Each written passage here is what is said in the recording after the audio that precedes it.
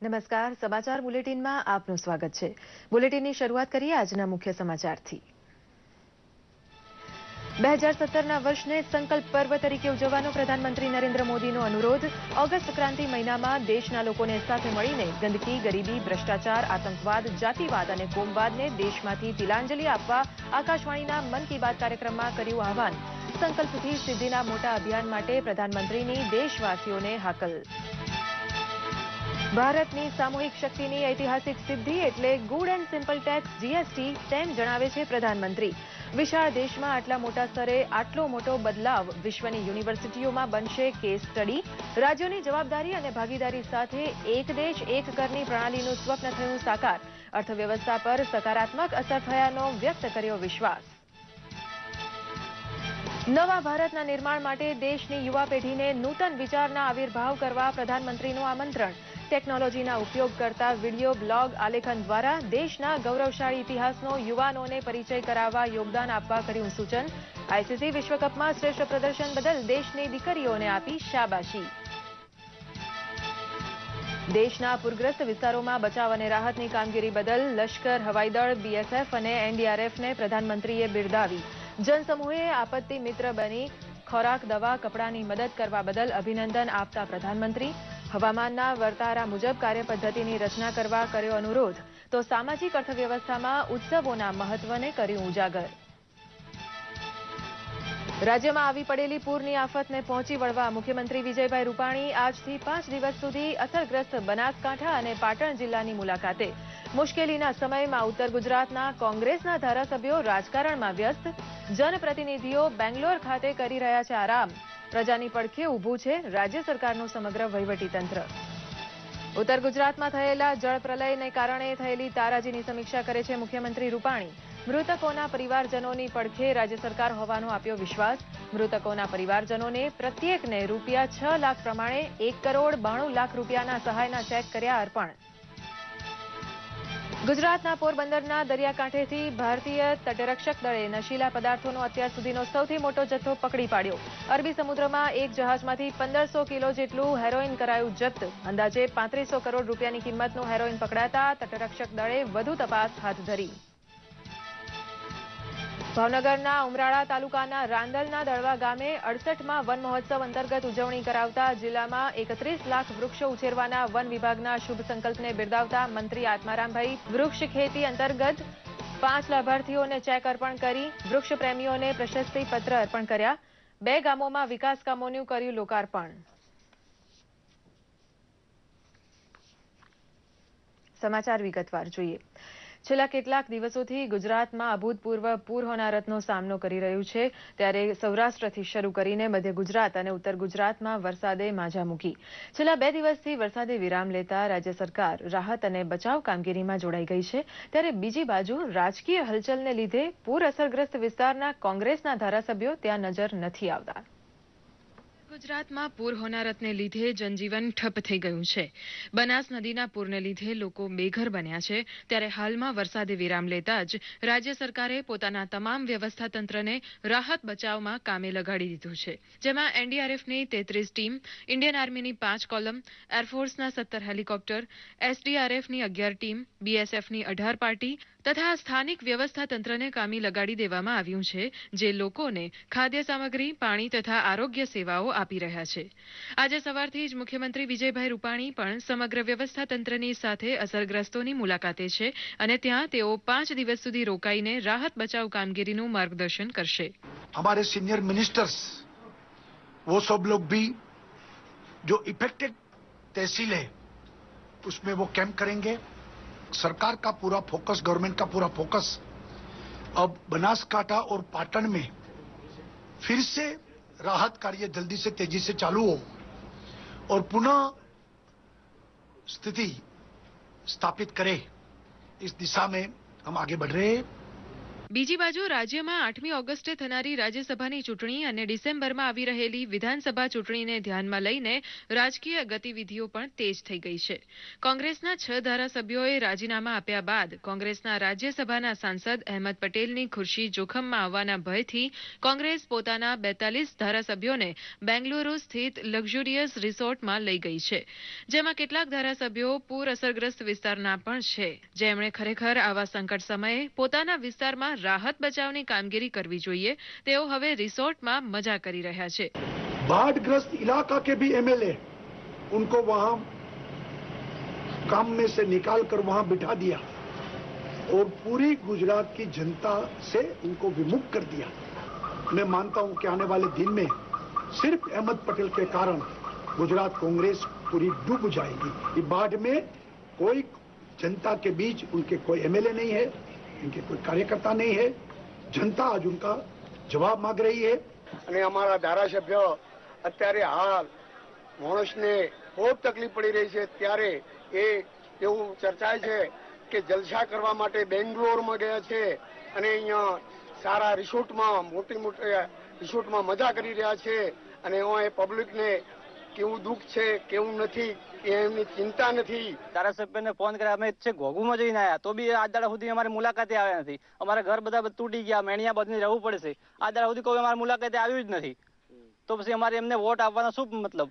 હાલમાં જ પોતાના જન્મદિવસ પર કોંગ્રેસના તમામ પક્ષો પરથી રાજીનામું આપનારા દિગ્ગજ નેતા શંકરસિંહ વાઘેલાએ પણ આજે મોરબી ખાતે કહ્યું, कोई भी पार्टी के विधायक हो ऐसे खराब स्थिति में लोगों को ऊपर वाले के भरोसे नहीं छोड़ना चाहिए.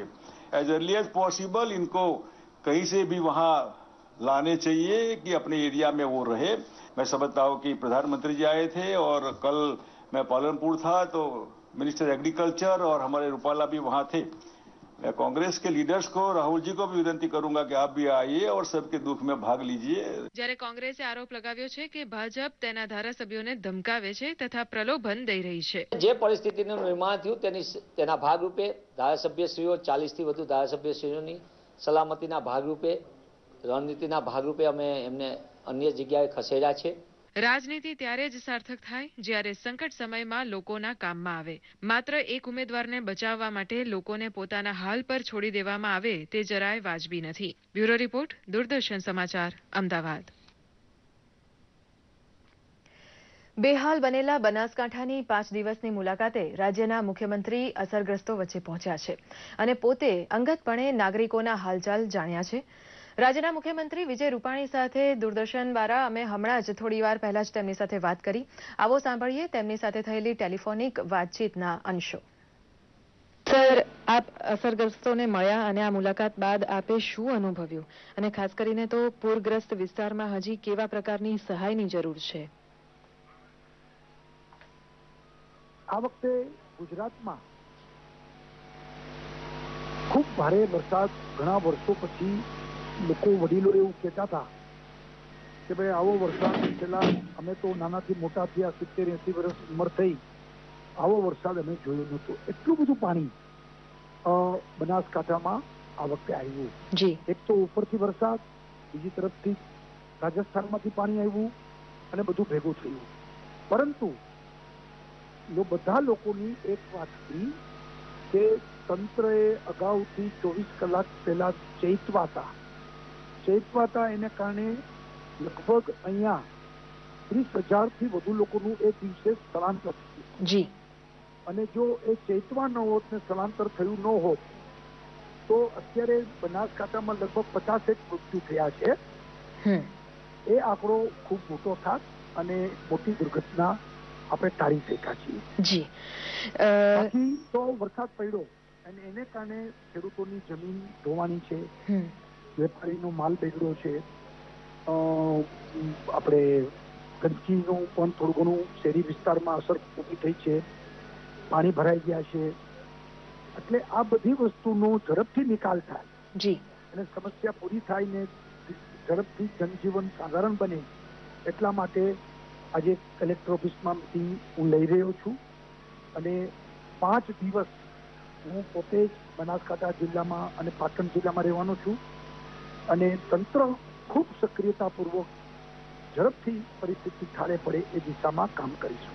જી, ખાસ તો ખેતીને ખેડૂતોને ખૂબ મોટા પ્રમાણમાં નુકસાન થયું છે અને અનેક લોકોએ જીવ ગુમાવ્યા છે, ત્યારે સરકાર તરફથી કેવી રાહત આપવામાં આવી છે? અત્યારે જે લોકોના જીવ ગયા છે એને 6 લાખ રૂપિયાના ચેક તાત્કાલિક આપી દે છે। જી, દાખલા તરીકે જે ગામમાં 17 કુટુંબના લોકો મરી ગયા એ ગામમાં 1,98,00,000 રૂપિયાના ચેક આપ્યા। જી, આજે મારા હાથે પણ ચેક દેવામાં આવ્યા, એટલે એ તો તાત્કાલિક આપણે ફૂલની પાખડી આપીએ છીએ। જી, કેસ્ટ્રોલ ઘરવખરી, કેસ્ટ્રોલ એટલે જે સ્થળાંતરિત થયેલા વ્યક્તિ છે એ વ્યક્તિને પ્રત્યેક ઘરમાં વ્યક્તિ દીઠ 60 રૂપિયા એક દિવસના, માને 4 જણા હોય તો 250 રૂપિયા મળે જી, અને 10 દિવસના એક સાથે આપી દે છે। એને ઘરવખરી તણાઈ ગઈ છે તો એના 3,000 રૂપિયા અને 1,800 રૂપિયા બીજા કપડાના ને બધા એમ પૈસા આપવામાં આવે છે। એ બધું અત્યારે કામ ફૂલ ફ્લેજ ચાલુ થયું છે। આવતીકાલ સાંજ સુધીમાં બધાને કેસ્ટ્રોલ્સ અને ઘરવખરીના પૈસા મળી જાય એ વ્યવસ્થા કરી છે। જમીન ધોવાણ અંગેનો ખેડૂતોનો સર્વે, એગ્રીકલ્ચરની થોડા પાણી ઉતરી જાય એટલે ટીમ સર્વે કરશે અને એના આધાર ઉપર અમે ચૂકવણું કરશું।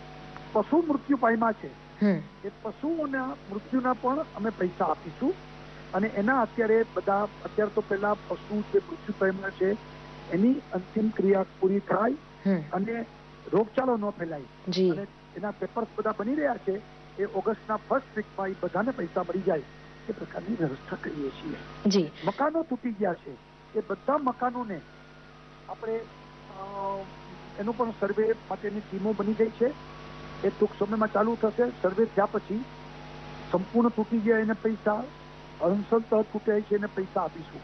પરંતુ વીજળી લગભગ 550 ગામમાં વીજળી બંધ થઈ ગઈ હતી, હવે જૂજ ગામ બાકી રહ્યા છે, લગભગ બધે વીજળી ચાલુ થઈ ગઈ છે।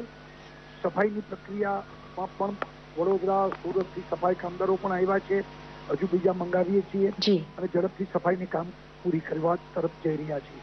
આરોગ્ય માટે લગભગ 250 ટીમ અલગ અલગ લોકોની બનાવી છે, જેથી કોઈ પણ જાતના રોગચાળો ન ફેલાય, દવાઓ, ડોક્ટરો, આ બધી વસ્તુને પણ આપણે ફૂલ ફ્લેજ ચાલુ કર્યું છે।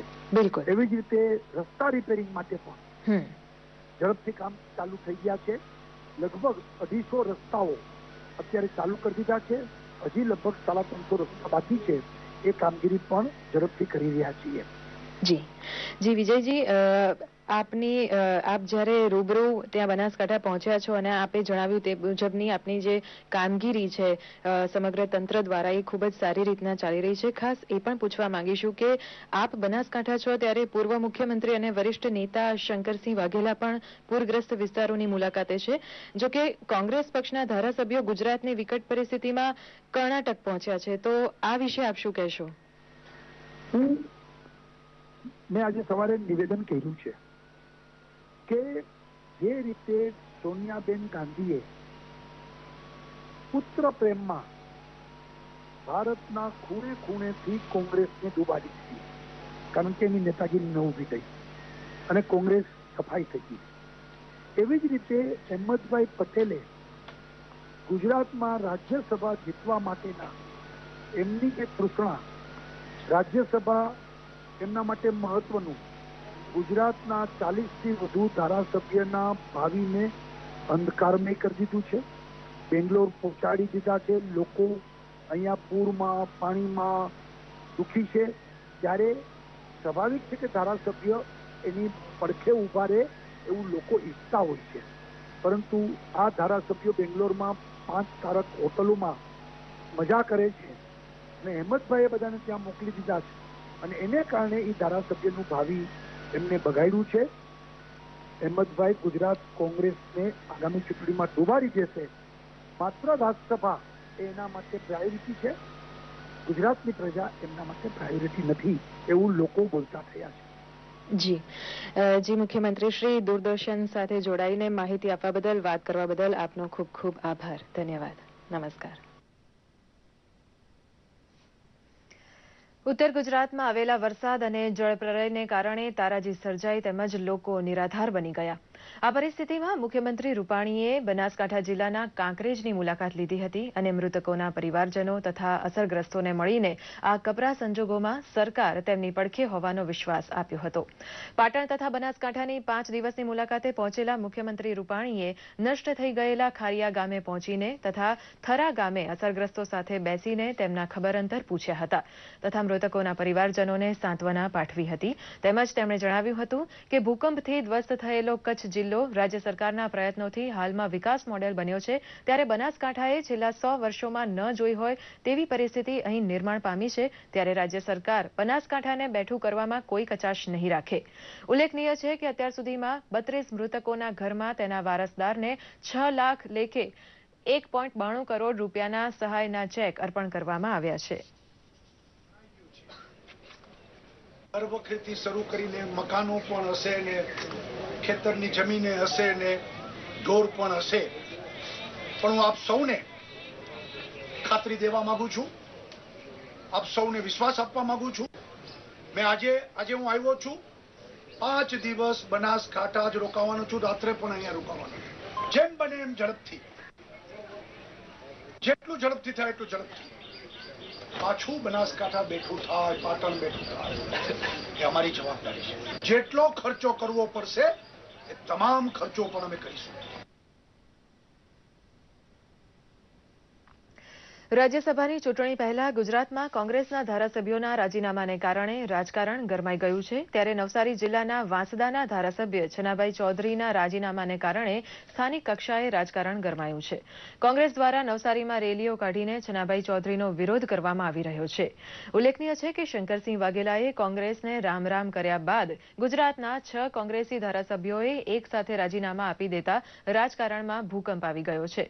ઉલ્લેખનીય છે કે છેલ્લા 45 વર્ષથી કોંગ્રેસના કાર્યકરથી માંડીને 3 ટર્મ સુધી કોંગ્રેસના બેનર હેઠળ ધારાસભ્ય બનેલા છનાભાઈ ચૌધરીએ અચાનક ધારાસભ્ય પદેથી રાજીનામું આપી દેતા સમગ્ર ગુજરાતમાં આ બાબત ચર્ચાનો વિષય બની હતી.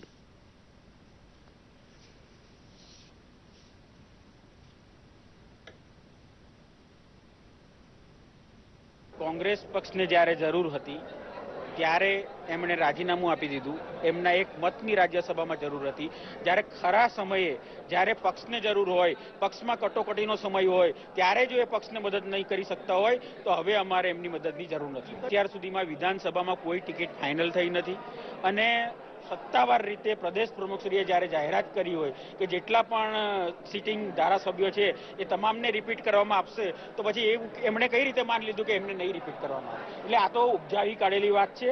માત્ર ને માત્ર પૈસા ખાતર એમણે આ રાજીનામું આપ્યું છે. સનાભાઈએ નાચવું નહીં હોય એને આંગણું વાંકું, એમની પાસે આક્ષેપો કરવા સિવાય બીજા કોઈ મુદ્દા નથી. એટલે પ્રદેશ કોંગ્રેસના આગેવાનો અને અમારી જેવા પ્રભારીઓ ઉપર એ જે આક્ષેપો કરે છે તદ્દન ખોટા છે. આજ સુધી મારો એક રેકોર્ડ છે કે મારી ગ્રાન્ટ દર વર્ષે 1 કરોડની આવે છે. હું ધારું તેમાંથી 5% 10% કમિશન લઈ શકું છું, પણ મેં કોઈ પણ સરપંચ પાસે 1 રૂપિયો પણ લીધો નથી આજ સુધી. તો એક એવું છે કે એ લોકોએ મને નીચો પાડવો છે. દર મહિનાના છેલ્લા રવિવારે પ્રસારિત થતો પ્રધાનમંત્રીનો મન કી બાત કાર્યક્રમ લોકોમાં ખૂબ જ લોકપ્રિય છે. અત્યાર સુધી મન કી બાતના 33 મણકા પૂરા થયા છે. આજનો આ 34મો મણકો છે. આકાશવાણી અને દૂરદર્શનની બધી ચેનલો પરથી આ કાર્યક્રમ પ્રસારિત થયો હતો. આ કાર્યક્રમની લોકપ્રિયતાનો અંદાજ એ રીતે લગાવી શકાય કે પ્રધાનમંત્રીના એક આહવાન પર લોકો બદલાવ કરવા કાર્યરત બને છે. પ્રધાનમંત્રીએ આજના એપિસોડમાં સંકલ્પ 2017થી 2022, જીએસટી, વ્યાપાર, પૂર, યુવાનો અને સામાજિક અર્થશાસ્ત્ર ઉપર ભાર મૂક્યો હતો. मेरे प्यारे देशवासियों, नमस्कार. પ્રધાનમંત્રીએ જણાવ્યું હતું કે વર્ષ 2017થી વર્ષ 2022 સંકલ્પથી સિદ્ધિ તરફ જવાનો 5 વર્ષનો તબક્કો આપણી સામે છે. 2017ની 15મી ઓગસ્ટને આપણે સંકલ્પ પર્વના રૂપમાં ઉજવીએ અને 2022માં આઝાદીના 75 વર્ષ થશે ત્યારે આપણે આ સંકલ્પને સિદ્ધિમાં બદલીને ઝંપીશું. ઓગસ્ટ મહિનો ક્રાંતિનો મહિનો છે. તેનું કારણ એ છે કે 1 ઓગસ્ટ 1920માં અસહયોગ આંદોલનની શરૂઆત થઈ હતી. अगस्त महीना क्रांति का महीना होता है. सहज रूप से बात हम बचपन से सुनते आए हैं और उसका कारण है 1 अगस्त 1920 असहयोग आंदोलन प्रारंभ हुआ। 9 अगस्त 1942 भारत छोड़ो आंदोलन प्रारंभ हुआ, जिसे अगस्त क्रांति के रूप में जाना जाता है, और 15 अगस्त 1947 देश आजाद हुआ। एक प्रकार से अगस्त महीने में अनेक घटनाएं आजादी की तवारीख के साथ विशेष रूप से जुड़ी हुई है कि भारत छोड़ो यह नारा डॉक्टर यूसुफ मेहर अली ने दिया था। हमारी नई पीढ़ी को जानना चाहिए कि 9 अगस्त 1942 को क्या हुआ था। 1857 से 1942 तक जो आजादी की ललक के साथ देशवासी जुड़ते रहे, जूझते रहे, झेलते रहे, इतिहास के पन्ने भव्य भारत के निर्माण के लिए हमारी प्रेरणा है। हमारे आजादी के वीरों ने त्याग, तपस्या, बलिदान दिए हैं, उससे बड़ी प्रेरणा क्या हो सकती है। भारत छोड़ो आंदोलन भारतीय स्वतंत्रता आंदोलन का एक महत्वपूर्ण संघर्ष था। પ્રધાનમંત્રીએ વધુમાં જણાવ્યું હતું કે જીએસટી સંદર્ભે જે પ્રકારે તાલુકાથી લઈને ભારત સરકારના અધિકારીઓએ પરિશ્રમ કર્યો છે અને જે સમર્પણ ભાવનાથી કામ કર્યું છે તેનાથી સરકાર અને વેપારીઓ તથા સરકાર અને ગ્રાહકો વચ્ચે વિશ્વાસ વધારવાની મોટી ભૂમિકા ભજવાઈ છે। આ માટે હું તમામને હૃદયપૂર્વક અભિનંદન પાઠવું છું। જીએસટી ભારતની સામૂહિક શક્તિની સફળતાનું ઉત્તમ ઉદાહરણ છે। આ એક ઐતિહાસિક ઉપલબ્ધિ છે। जीएसटी के लागू हुए करीब 1 महीना हुआ है और उसके फायदे दिखने लगे हैं, तो मुझे लगता है पहले से ज्यादा आसान हो गया काम, व्यापार और आसान हो गया। और सबसे बड़ी बात है, ग्राहकों का व्यापारी के प्रति भरोसा बढ़ने लगा है। अभी मैं देख रहा था कि ट्रांसपोर्ट एंड लॉजिस्टिक्स सेक्टर पर कैसे जीएसटी का इम्पैक्ट पड़ा, कैसे अब ट्रकों की आवाजाही बढ़ी है, दूरी तय करने में समय कैसे कम हो रहा है, हाईवेज क्लटर फ्री हुए हैं, ट्रकों की गति बढ़ने के कारण पॉल्यूशन भी कम हुआ है, सामान भी बहुत जल्दी से पहुंच रहा है। ये सुविधा तो है ही, लेकिन साथ साथ आर्थिक गति को भी इससे बल मिलता है। જીએસટી લાગુ થયાને 1 મહિનો પૂરો થવા આવ્યો છે ત્યારે તેના લાભ નાગરિકોને જોવા મળ્યા છે। વ્યાપાર પહેલા કરતા સરળ બન્યો છે। અગત્યની વાત એ છે કે ગ્રાહકોનો વેપારી તરફનો ભરોસો વધવા लाग्यो છે।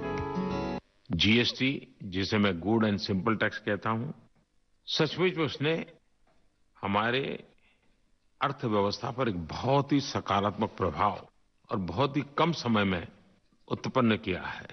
जिस तेजी से स्मूथ ट्रांजिशन हुआ है, जिस तेजी से माइग्रेशन हुआ है, नए रजिस्ट्रेशन हुए हैं, इसने पूरे देश में एक नया विश्वास पैदा किया है। और कभी न कभी अर्थव्यवस्था के पंडित, मैनेजमेंट के पंडित, टेक्नोलॉजी के पंडित भारत के जीएसटी के प्रयोग को विश्व के सामने एक मॉडल के रूप में रिसर्च करके जरूर लिखेंगे। विश्व जरूर इस पर अध्ययन करेगा।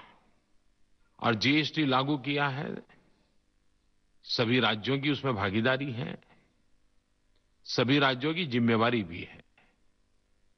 सारे निर्णय राज्यों ने और केंद्र ने मिलकर के सर्वसम्मति से किए हैं, और उसी का परिणाम है कि हर सरकार की एक ही प्राथमिकता रही कि जीएसटी के कारण गरीब की थाली पर कोई बोझ न पड़े।